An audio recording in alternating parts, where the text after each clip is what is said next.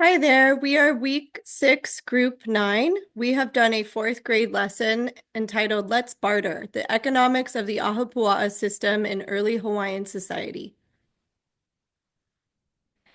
Our group is made up of third and fourth grade special education and general education teachers from Kula Elementary School, including myself, Anna Geyer, Christine Cook, Amanda Brightbill, Britt Oliphant, Summer Peterson, and Christina Cowell. Our econ standards for this lesson is Economics Anchored Standard 10, Exchange and Markets, analyze how specialization of labor and the exchange of goods and services created a successful interdependent society, and the Apua'a. Another economic standard is Anchored Standard 9, Economic Decision Making.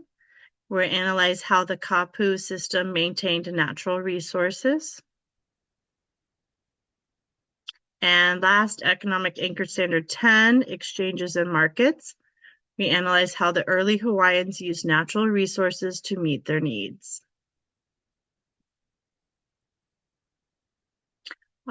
These are our GLOs and HA.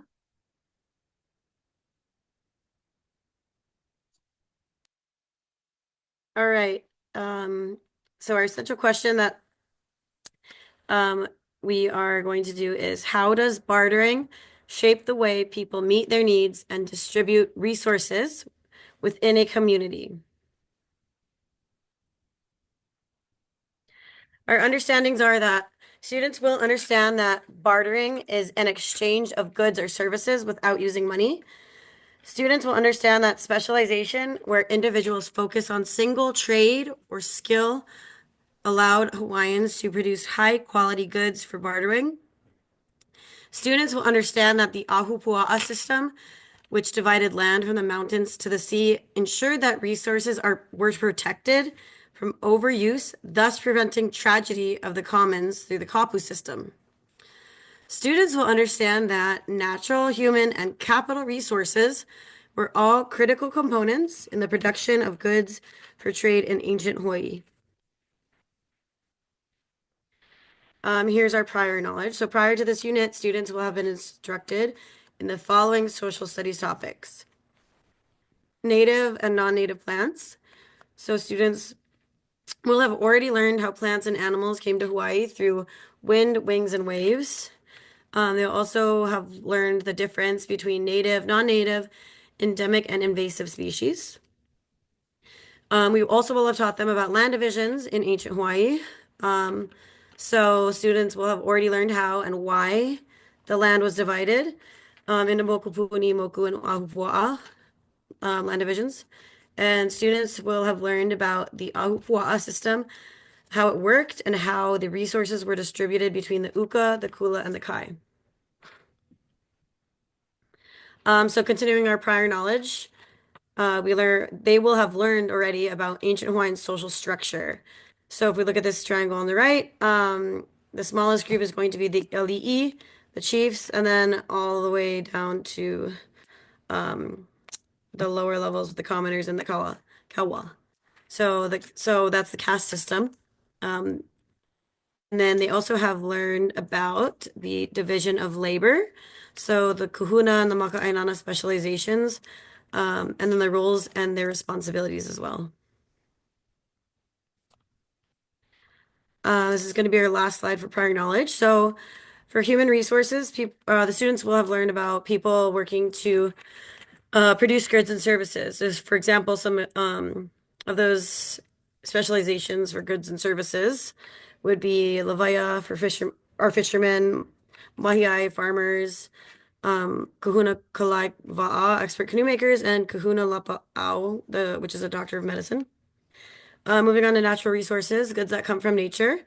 So things like plants that they grew in the Ahupua'a system.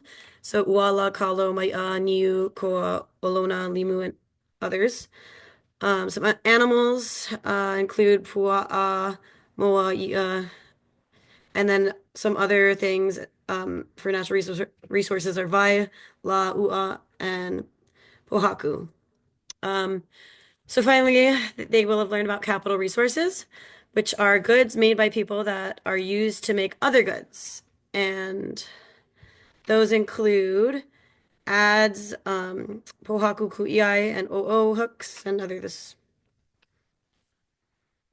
And that's it. For our assessments, we'll be doing a pre-assessment, a formative assessment, and a summative assessment.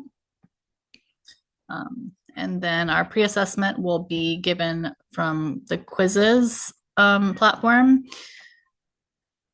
This quiz is intended to activate the students' prior knowledge from previous lessons. It will include questions such as, what is a moku? What is an ahupua'a?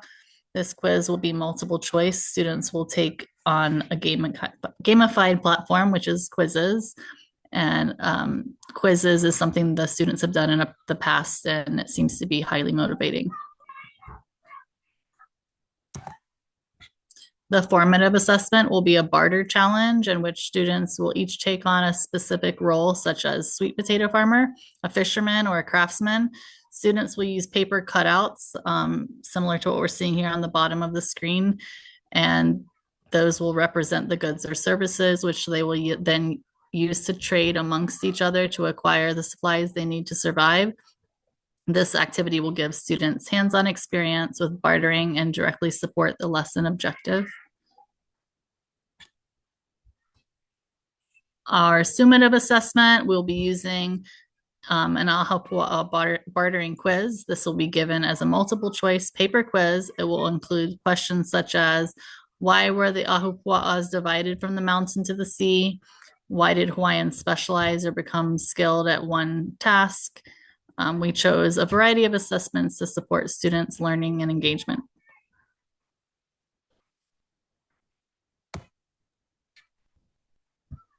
Okay. And in terms of the resources and materials that we will need, we will have an Ahupua'a poster that they have already completed, and those are all in the classrooms.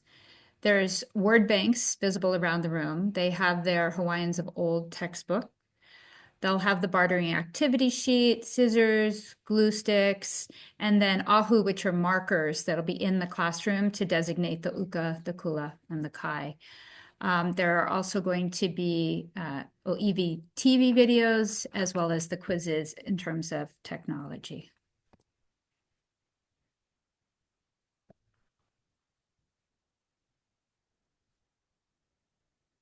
All right, come on. There we go. In terms of differentiation for student learning and assessments, as well as cultural responsiveness, in terms of differentiation, we want to make sure that all students can access the content that is presented. So there will be access to pre-cut materials if needed. Vocabulary will be pre-taught using multiple modalities. There will be extended time for responses and to complete the activity, should there be students who need that. And we will also look at partner pairs, making sure to pair students who have strength in reading with students who may struggle a little bit more with reading. In terms of cultural responsiveness, we will incorporate Naho Pena'a'o, which is our Hoff framework. We will have students identify their own moku, mokupuni, ahupua'a, including whether they live in the uka, the kula, or the kai. We have some guiding and leading questions, such as why were the ahupua'a divided from the mountain to the sea? And we have answers here embedded. What resources were found in each land division? Again, examples of resources listed. In what ways did the specialization of labor and the distribution of goods lead to a successful society? How did the Ahupua'a system show that people can live in balance with their environment? And what were some of the benefits of the barter system, as well as what were some of the challenges? And again, these are our guiding questions with suggested answers embedded. Here is our word bank. We will have access to visuals in the classroom for this, things such as goods and service, barter, specialized supply and demand, producer consumer needs and wants. And most of these were found in the Keiki Econ dictionary. Methods and instructional strategies that will be used. Read aloud, think, pair, share, opportunities to respond, guided practice, the cycle of instruction, I do, we do, you do, direct instruction, modeling and visual representations, pre-teaching of vocabulary, and accessing prior knowledge. Great. So for our introductory anticipatory set, the students will review pages 60 through 63 in their Hawaiians of Old textbook, which is covering the Ahupua'a system. And then students will refer to their Ahupua'a poster, which had been previously completed, and just, reviewing what resources were found in what part of the Ahupua'a. And then reviewing the guiding and leading questions as discussed on slide 18.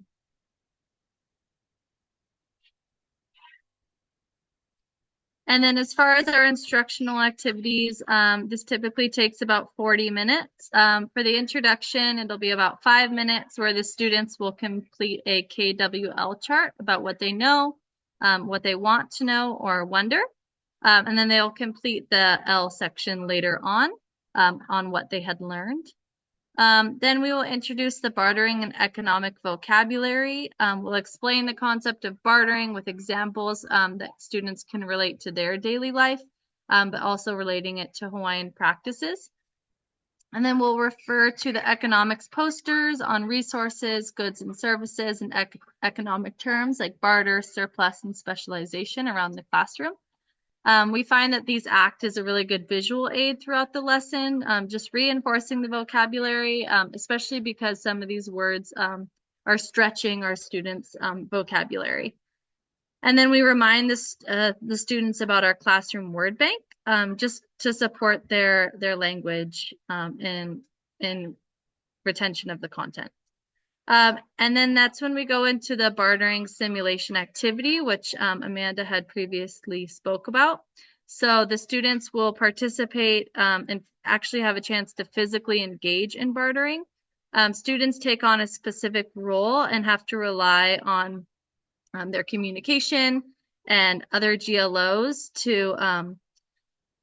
in order to trade what they need for survival with their classmates. So we found that this, it's really effective to model this with an I do, you do strategy, just so that students understand exactly what we're asking them to do.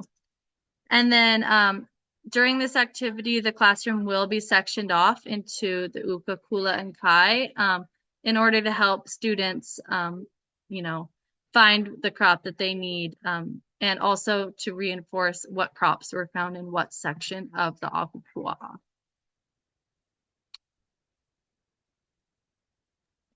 Great. For the closure and wrap up, we anticipate it'll take about 10 minutes. We'll be using the reflection sheet shown here on the right to answer these questions. To promote higher level thinking and synthesis of learned concepts, students will review the essential question, how does bartering shape the way people meet their needs and distribute resources?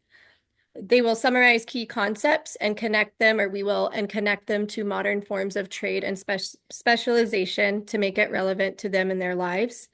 And then we will conclude with examples of bartering today, encouraging students to think about how trade practices have evolved. So as you can see on the worksheet, a really nice question to sort of get the kids to bring it onto their own lives and make it relevant to them is number 3. Would you rather barter or use money in your life? And then the last thing we'll do is complete the L section of the KWL chart that we had been doing. And then they can even come up with another wonder or want to know for the W section that maybe they had come up with from doing the lesson. And that is it. Thank you.